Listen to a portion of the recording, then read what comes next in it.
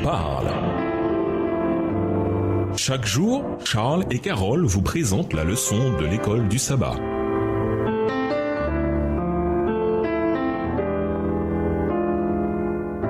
Bienvenue à votre émission Dieu nous parle.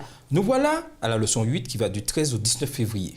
Étude de la semaine. Luc 5, les versets 6 à 8 et le verset 11. Marc 3, verset 14. Matthieu 8, les versets 23 à 27. Marc 4, les versets 35 à 41. Marc 9, les versets 33 à 37. Matthieu 20, les versets 20 à 28. Versets à mémoriser. Et ils se dirent l'un à l'autre. Notre cœur ne brûlait-il pas en nous tandis qu'il nous parlait en chemin et nous ouvrait les Écritures? Luc 24, le verset 32. Dès le début de son ministère, Jésus n'a pas œuvré seul. Il a choisi des humains pour participer à la prédication, à l'enseignement et au ministère. Et bien que les 4 évangiles se concentrent d'abord sur sa vie, sa mort et sa résurrection, ils le font souvent en évoquant ses disciples, ceux qui étaient les plus proches de lui. Ainsi, alors que le grand conflit faisait rage autour de lui, on le voit faire rage autour des disciples également, jusqu'à cet amer dénouement quand Jésus a crié « Tout est accompli » dans la version Colombe. Satan n'a pas pu faire trébucher Jésus, ni le faire tomber. Les disciples du Christ, cependant, étaient des proies bien plus faciles. Leurs défauts de caractère ont laissé une grande marge de manœuvre que l'ennemi a exploitée sans hésiter.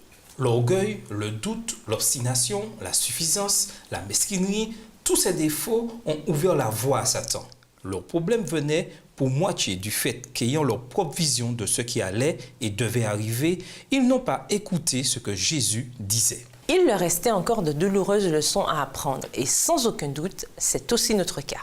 Cette semaine, je vous invite à faire l'expérience d'une vie d'espérance en Jésus-Christ, sachant que grâce à lui, vous pouvez trouver refuge en Dieu au sein d'un monde rebelle dans l'attente de la consommation de votre rédemption librement accordée à la croix. Au revoir. Et à demain si Dieu veut.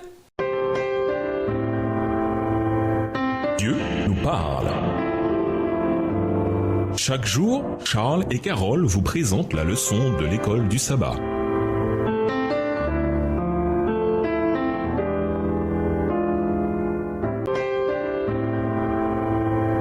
Dieu nous parle. Chaque jour, Charles et Carole vous présentent la leçon de l'école du sabbat.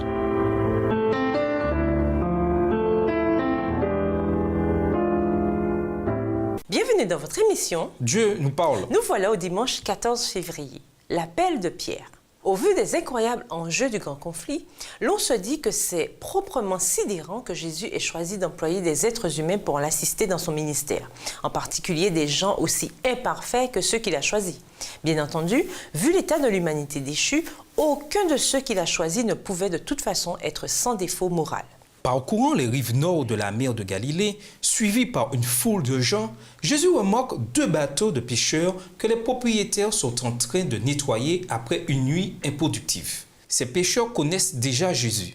Il a enseigné dans leur synagogue où il a ébahi tout le monde par ses paroles. Luc 4, les versets 31 et 32. Jésus a même délivré un homme d'un démon dans leur synagogue et tout le monde a été très étonné. Luc 4, les versets 33 à 36.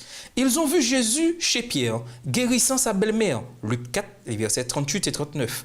Et plus tard, ce soir-là, en guérir beaucoup d'autres. Luc 4, les versets 40 et 41. Il n'est pas surprenant qu'une foule suive Jésus le long du rivage. Jésus monte dans le bateau de Pierre, s'éloigne un peu du bord pour que tous puissent le voir, puis s'adresse aux gens. Luc 5, le verset 3.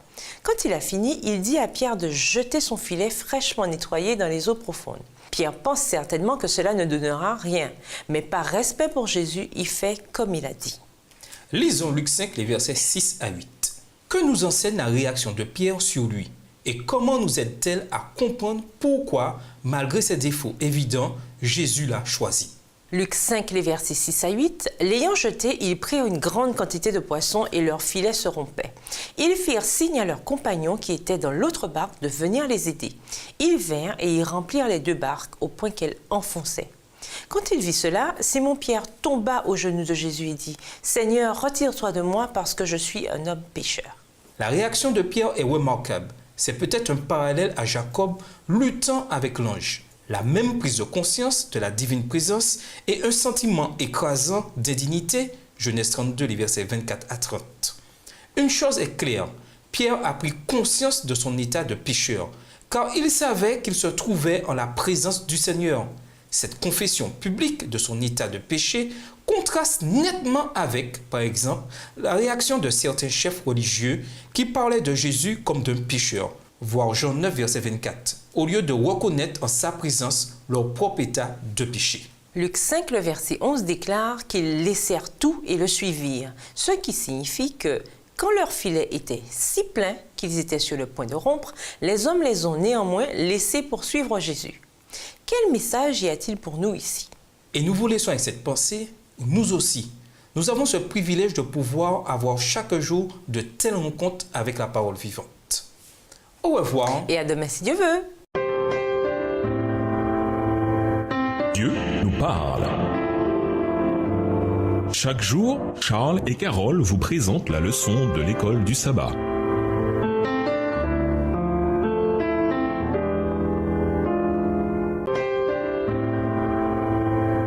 Dieu nous parle. Chaque jour, Charles et Carole vous présentent la leçon de l'école du sabbat.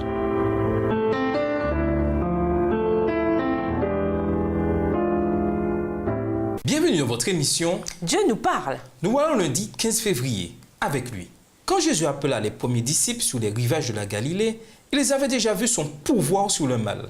Il avait vu défier les démons, Luc 4, les versets 34 à 36, guérir les malades, Luc 4, les versets 38 à 41, dominer la nature, Luc 5, les versets 4 à 6, révéler le péché, puis assurer à Pierre qu'il n'y avait rien à craindre, Luc 5, verset 10. Quelque temps plus tard, après avoir prié toute la nuit, Luc 6, le verset 12, Jésus rassembla ses disciples et du sein de ce grand groupe, il en choisit 12, qu'il appela apôtres. Luc 6, le verset 13. Le mot grec « apostolos » signifie « envoyer ». Avant de les envoyer, Jésus a passé du temps avec eux et leur a donné des instructions, Luc 9, les versets 1 à 5, semblables aux détails qu'il donna à un plus grand groupe de 70 personnes un peu plus tard, Luc 10, les versets 1 à 16. Lisons Marc 3, le verset 14. Qu'est-ce que Jésus voulait qu'ils fassent avant de les envoyer? Quel message important y a-t-il ici pour nous tous? Marc 3, le verset 14, il en établit 12 pour les avoir avec lui et pour les envoyer prêcher. Les disciples de Jésus aujourd'hui ne se précipitent-ils pas souvent pour travailler pour Jésus plutôt que de passer du temps avec lui? La réalité est simple. Quand nous partons pour accomplir le mandat évangélique, en nous précipitant avec notre liste de choses à faire, nous passons à côté du Sauveur du monde et tentons de le remplacer par nous-mêmes. C'est si facile d'avoir le complexe du Messie en pensant que c'est à nous de sauver le monde en oubliant que seul Jésus est le Sauveur. Il n'est pas trop difficile de constater qu'une bonne partie de l'histoire chrétienne a été souillée par ceux qui, professant le nom de Jésus, ne passaient pas de temps avec lui, ne l'avaient pas connu et n'avaient pas été changés par lui. La dernière chose dans le monde où l'Église a besoin, c'est bien de ceux qui courent dans tous les sens au nom du Christ alors qu'ils n'ont pas été avec lui. L'un des plus grands stratagèmes de Satan dans le grand conflit consiste à récupérer ceux qui se réclament du nom du Christ et à se servir d'eux pour profaner ce nom. Ainsi, avant de les envoyer, Jésus voulait que ces hommes soient avec lui, afin, sans aucun doute, d'apprendre de lui. Que signifie pour nous aujourd'hui, sans la présence de Jésus en personne, être avec lui? Quels sont les moyens concrets d'avoir ce temps avec lui aujourd'hui? Et nous vous laissons avec la question du jour. Alors que vous proclamez l'Évangile, comment resterez-vous connecté au Christ et vous souviendrez-vous de son autorité sur toutes choses? Au revoir. Et à demain si Dieu veut. Dieu nous parle. Chaque jour, Charles et Carole vous présentent la leçon de l'école du sabbat.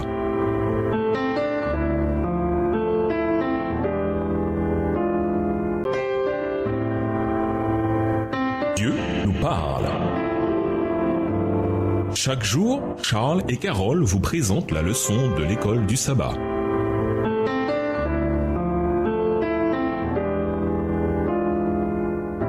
Bienvenue dans votre émission. Dieu nous parle. Nous voilà au mardi 16 février. Jésus, maître des éléments. Lisons Matthieu 8, les versets 23 à 27, Marc 4, les versets 35 à 41 et Luc 8, les versets 22 à 25. Comment se révèle la réalité du grand conflit dans ces textes? Matthieu 8, les versets 23 à 27, Il monta dans la barque et ses disciples le suivirent. Et voici, il s'éleva sur la mer une si grande tempête que la barque était couverte par les flots. Et lui, il dormait. Les disciples s'étant approchés, le réveillèrent et dirent « Seigneur, sauve-nous, nous périssons !»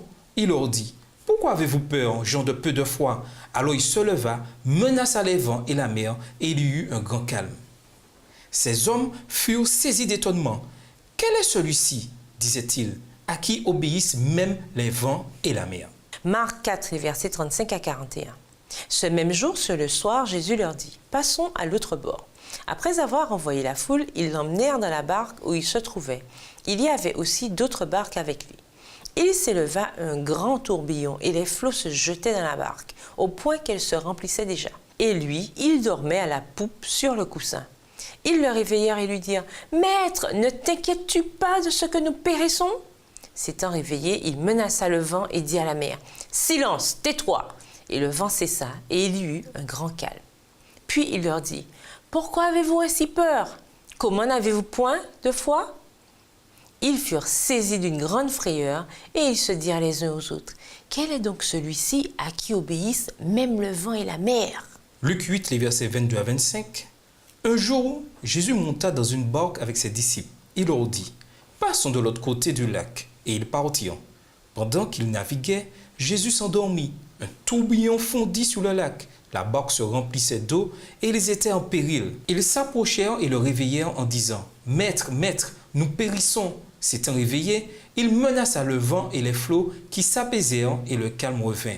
Puis il leur dit « Où est votre foi ?» Saisis de frayeur et d'étonnement, ils se dirent les uns aux autres « Quel est donc celui-ci qui commande même au vent et à l'eau et à qui ils obéissent ?» On ne peut vraiment imaginer quel est l'impact de Satan sur le monde naturel, mais la Bible révèle que son influence est bien là, comme on le voit dans l'histoire de Job, voir Job 1, les versets 18 et 19. Ellen G. White nous dit également « Satan cherche en ce moment même à sceller le destin de nos si grands nombres possibles par des désastres sur terre et en mer. » Voilà une autre indication de sa puissance dans ce domaine. Au sein des catastrophes naturelles apparemment sans fin qui frappent le monde, nous voyons en effet la réalité du grand conflit se jouer ici, sur Terre. Dans cette histoire en particulier, après une longue journée à enseigner, alors que le soir approchait, Jésus proposa que lui et ses disciples aillent de l'autre côté du lac, où il y avait moins de monde.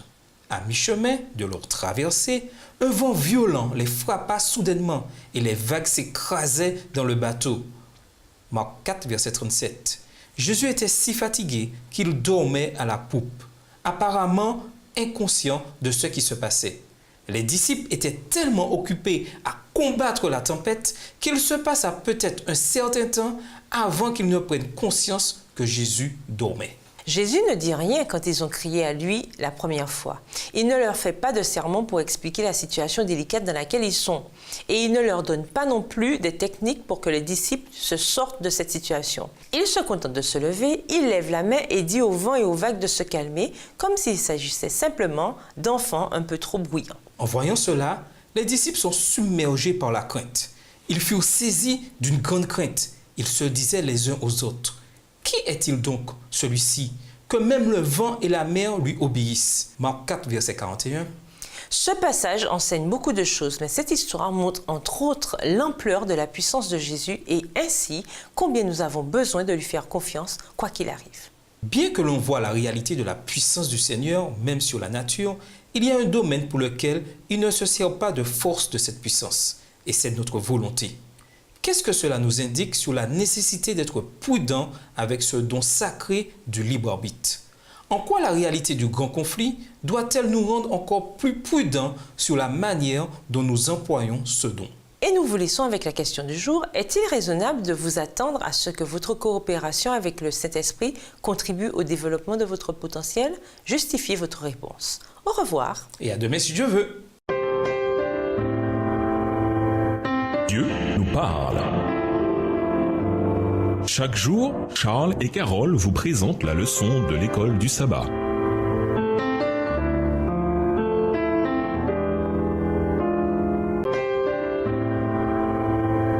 Dieu nous parle. Chaque jour, Charles et Carole vous présentent la leçon de l'école du sabbat.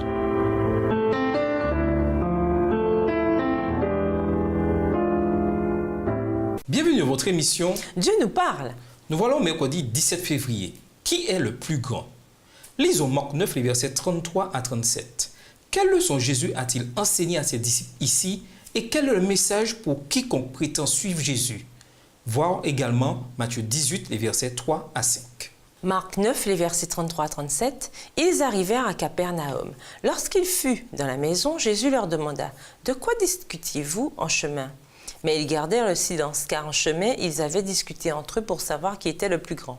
Alors il s'assit, appela les 12 et leur dit « Si quelqu'un veut être le premier, il sera le dernier de tous et le serviteur de tous. » Et il prit un petit enfant, le plaça au milieu d'eux, et l'ayant pris dans ses bras, il leur dit « Quiconque reçoit en mon nom un de ces petits-enfants me reçoit moi-même, et quiconque me reçoit, reçoit non pas moi, mais celui qui m'a envoyé. » Matthieu 18, les versets 3 à 5.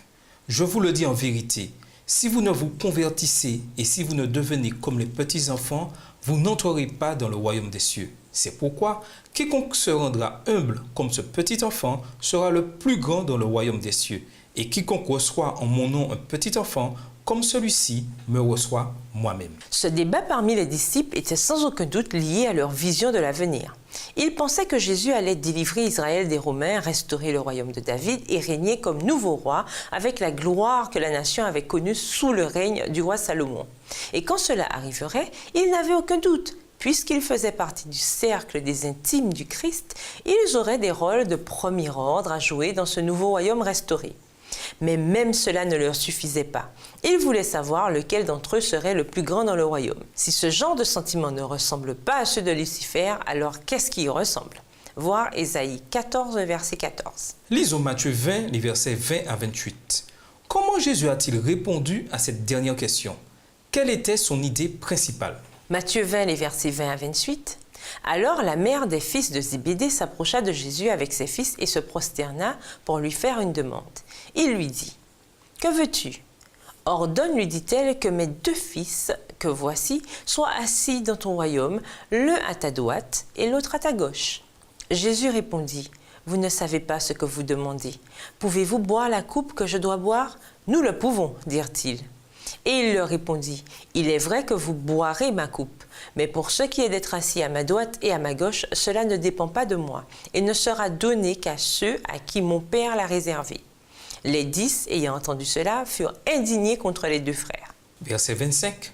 Jésus les appela et dit, « Vous savez que les chefs des nations les tyrannisent et que les grands les asservissent. Il n'en sera pas de même au milieu de vous. Mais quiconque veut être grand parmi vous, qu'il soit votre serviteur. Et quiconque veut être le premier parmi vous, qu'il soit votre esclave. C'est ainsi que le Fils de l'homme est venu, non pour être servi, mais pour servir et donner sa vie comme la rançon de plusieurs. » Le plus décevant peut-être dans cet incident lamentable, c'est son contexte. Ils étaient en route vers Jérusalem où Jésus allait être crucifié. Il venait de leur expliquer qu'il allait être trahi, condamné à mort, ridiculisé, fouetté et crucifié, puis qu'il ressusciterait le 3e jour. Matthieu 20, les versets 18 et 19. Dès qu'il eut fini de dire cela, la question de savoir qui serait le plus grand revint sur le tapis. Ils n'entendaient même pas ce que Jésus disait. Il est évident qu'ils n'écoutaient pas. Absorbés par leurs propres ambitions minables, ils ont manqué les questions essentielles en jeu, en se focalisant sur de fausses idées d'un royaume terrestre qui ne viendrait jamais, et en passant à côté de ce que Jésus était en train de leur dire sur le royaume éternel qu'il leur offrait à travers sa mort imminente. Il est facile de dire que les disciples étaient mesquins et qu'ils n'avaient pas de vision à long terme.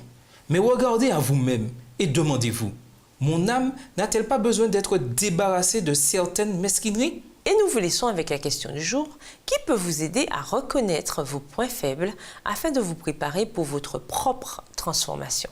Au revoir. Et à demain si Dieu veut. Dieu nous parle. Chaque jour, Charles et Carole vous présentent la leçon de l'école du sabbat.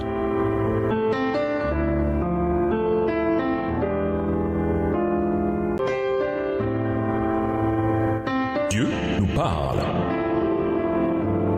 Chaque jour, Charles et Carole vous présentent la leçon de l'école du sabbat.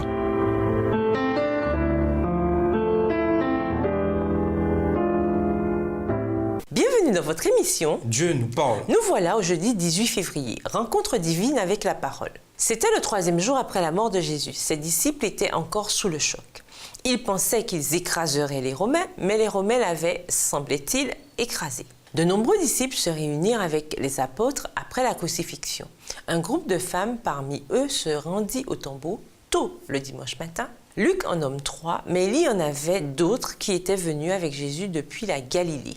Luc 23, le verset 55, Luc 24 et les versets 1 et 10. Elles revinrent du tombeau vide pour dire aux 11 et à tous les autres qu'elles avaient vu là-bas 2 hommes en vêtements éclatants. Luc 24, le verset 9.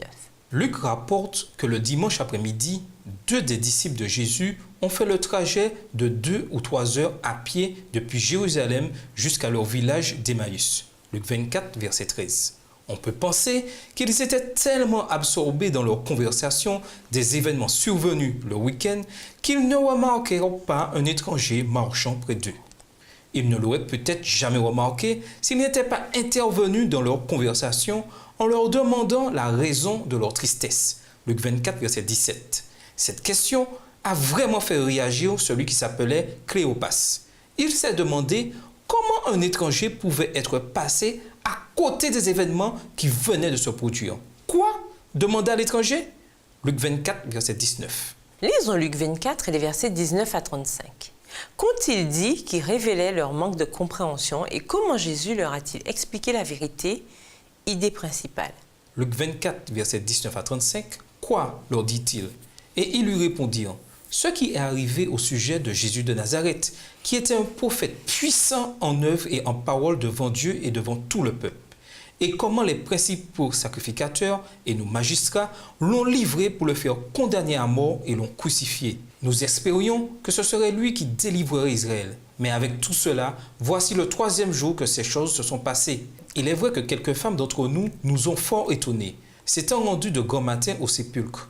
Et n'ayant pas trouvé son corps, elles sont venues dire que des anges leur sont apparus et ont annoncé qu'il est vivant. Quelques-uns de ceux qui étaient avec nous sont allés au sépulcre et ils ont trouvé les choses comme les femmes l'avaient dit, mais lui, ils ne l'ont point vu. Verset 25. Alors Jésus leur dit, « Ô hommes sans intelligence et dont le cœur est lent à croire tout ce qu'ont dit les prophètes, ne fallait-il pas que le Christ souffrit ces choses et qu'il entrât dans sa gloire ?» Et commençant par Moïse et par tous les prophètes, il leur expliqua dans toutes les Écritures ce qui le concernait. Lorsqu'ils furent près du village où ils allaient, il parut vouloir aller plus loin. Mais ils le pressèrent en disant « Reste avec nous, car le soir approche, le jour est sur son déclin. » Et il entra pour rester avec eux. Verset 30.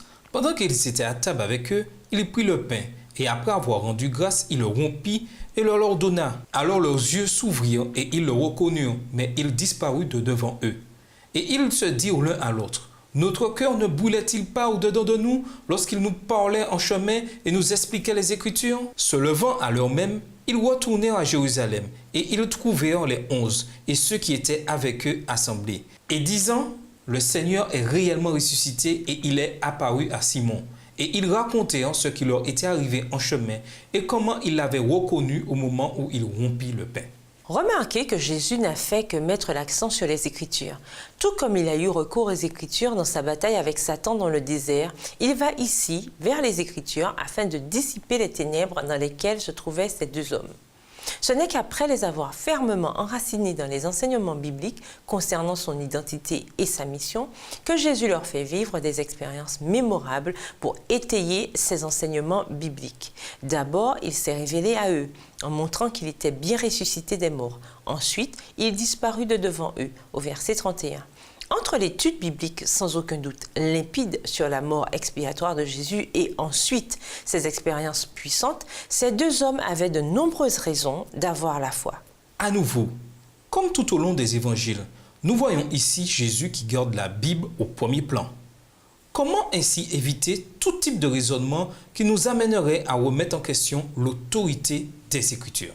Et nous vous laissons avec la question du jour. Que signifie le royaume de Dieu pour vous personnellement? Au revoir. Et à demain si Dieu veut. Dieu nous parle. Chaque jour, Charles et Carole vous présentent la leçon de l'école du sabbat.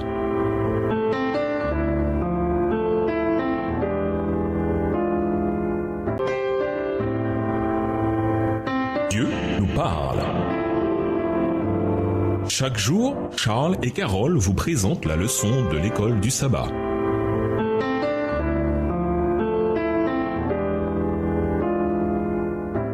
Bienvenue à votre émission Dieu nous parle. Nous voilà au vendredi 19 février pour aller plus loin.